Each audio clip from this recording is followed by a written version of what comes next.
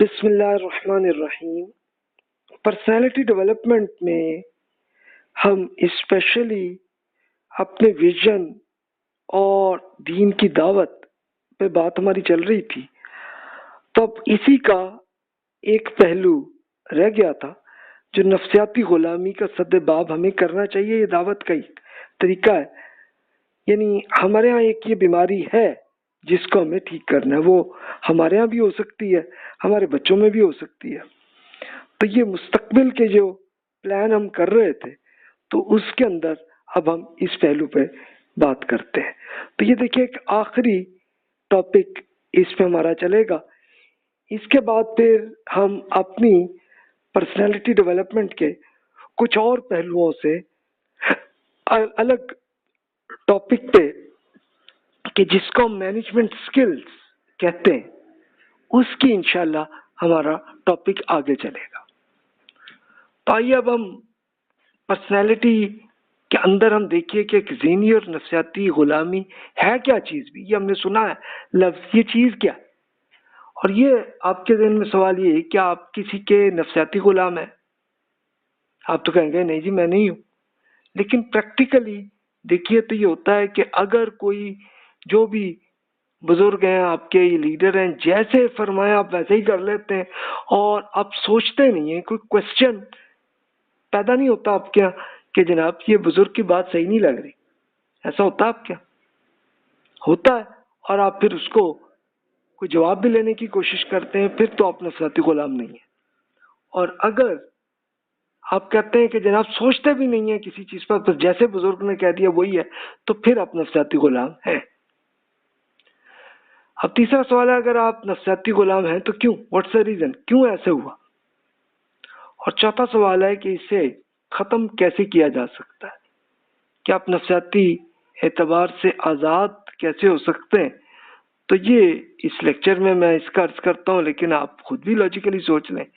اب اس کے لیے میں ایک پورا ڈیٹیل عرض کروں گا، اور آپ نے کریٹیکلی اس کو دیکھ کے اپنا انالیسس بھی کر لیں، اور اس کے ساتھ ساتھ آپ کو نظر آئے آپ کے دوست، کوئی بچے یا کوئی کسی میں یہی ہے، تو آپ نے ان کو ٹھیک بھی کرنا۔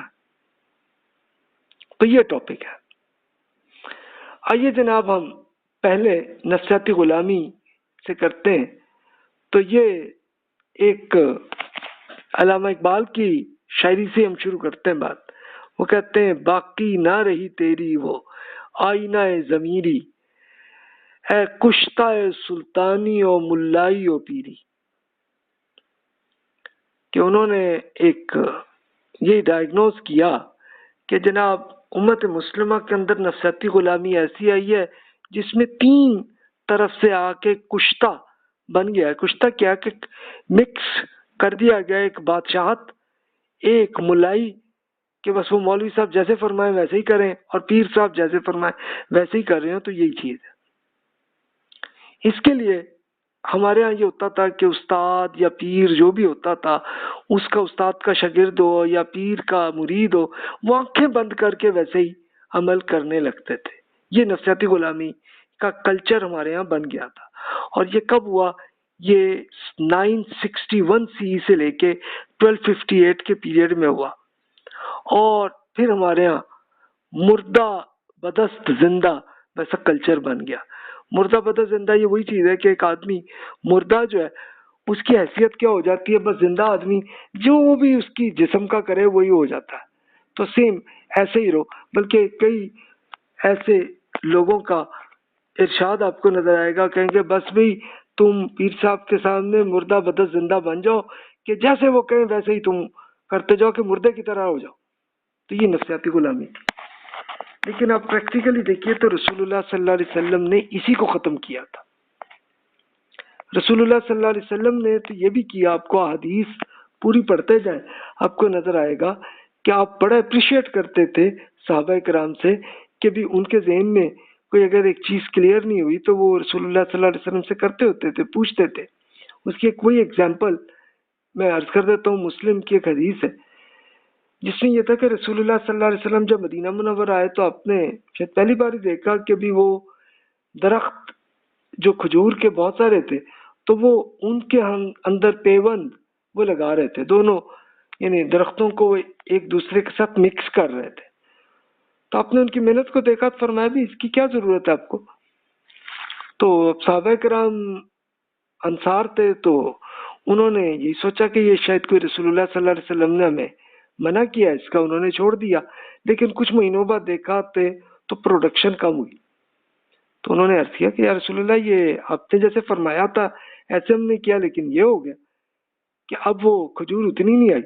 تو آپ نے فرمایا کہ بھی دیکھو، میں دین پہنچانے کے لیے آپ کو آیا ہوں، میں آپ کو یہ دنیاوی جو پریکٹیکل معاملات ہیں آپ ہی بہتر سمجھتے ہیں، آپ کا اب تجربہ ہے. میں نے تو ایک ویسے ہی ایک اس کو دیکھتے ہوئے یہ پوچھا تھا، یہ کیا ہوا، آپ نے سمجھ لیا کہ یہ کوئی دین کا حکم ہے، ایسا کچھ نہیں ہے. تو دیکھیے کہ رسول اللہ صلی اللہ علیہ وسلم بھی اپریشیٹ کرتے تھے لاجیکلی سوچنے کا. اور یہ رسول اللہ صلی اللہ علیہ وسلم اس دنیا سے آپ کے رخصت ہوئی ہے 632 عیسوی کیلنڈر میں اگر دیکھیں، اور 11 ہجری کیلنڈر میں اس زمانے میں. تو اس کے بعد 300 سال تک انسان آزادی کے ساتھ رہا، لیکن پھر ہمارے ہاں وہی مردہ بدس زندہ کی عادت بن گئی. اس کے لیے ہاجسن ایک اسکالر ہیں یورپین، انہوں نے دا وینچر آف اسلام ایک کتاب لکھی ہے. اس کا ترجمہ آپ کے سامنے عرض کر دیتا ہوں، آپ کو خود اندازہ ہوگا کہ ہمارے یہاں نفسیاتی غلامی کیسی آئی. ہاجسن نے کوئی تعصب نہیں کیا، انہوں نے بڑے اچھے طریقے سے لاجیکلی جو ہسٹری ہماری اس کو بیان کیا انہوں نے. تو وہ کہتے ہیں ہر اس شخص سے جو صوفیہ کے راستے پر چلنا چاہتا، یہ توقع کی جاتی تھی کہ وہ کسی معروف پیر کے ہاتھوں میں خود کو دے دے، اس کی ہر قیمت پر پیروی کرے، اگرچہ اس میں سے شریعت کے خلاف ورزی ہی کیوں نہ کرنا پڑے. پیر اس کے روحانی ارتقاء کی ذمہ داری قبول کرتا، اسے مراقبے کے طریقے بتاتا، حق کی راہ میں اس کی شخصیت میں پیدا ہونے والی رکاوٹوں کو دیکھتا اور اسے بہت گہرائی میں جانے سے روکنے کے لیے اس کی زندگی میں ڈسپلن لاتا.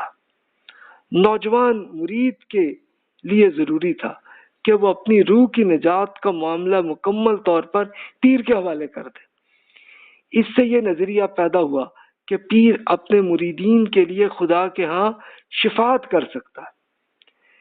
پھر جب مرید اس حد تک میچور ہو جاتا کہ وہ پیر کو چھوڑ سکے تو پیر اسے اپنا خرقہ، یہ کیا تھا، ایک خصوصی جبہ یا کوٹ ہوتا تھا، عطا کر دیتا. کیا ہو بھی تم اس میچور ہو گئے ہو.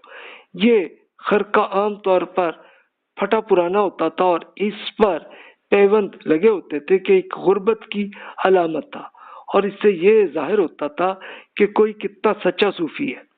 اور اس کے بعد بھی مرید ساری عمر اپنے پیر سے وفاداری کا تعلق نبھاتا تھا. یہی مرید پھر پیروں کی شہرت کو وسیع علاقے میں پھیلا دیتے تھے اور اسی سے ان کی اپنی ساکھ بھی بنتی تھی. تو یہ صوفیہ کے ہاں یہ آیا، اور جو صوفیہ نہیں تھے تو ان کے ہاں بھی وہی کلچر بن گیا ایسا ایسا کہ کئی استاد نے جیسے کہا بس یہ ایسے ہی سوچو ایسے ہی رہو. اس کے لیے خود ایک صوفی اسکالر جو میرے استاد ہیں، ان سے ایک واقعہ میں نے دیکھا، میں ان کا نام نہیں عرض کرتا. انہوں نے بتایا کہ ان کے پاس ایک لڑکا آیا تو وہ آ کے کہنے لگا کہ جی ہمیں تو یہی سکھایا گیا ہے صوفیزم میں کہ پیر صاحب کی عین آنکھوں کے عین مطابق ویسے عمل کرتے جائیں. تو میں نے یہ دیکھا ہے کہ پیر صاحب نے میری بیٹی کو جو ہے نا وہ بلا لیا اور رات رکھا اپنے کمرے میں. تو اب مجھے سمجھ نہیں آ رہی کہ جناب میں پیر صاحب کے حکم کے مطابق ہی عمل کروں کہ نہ کروں.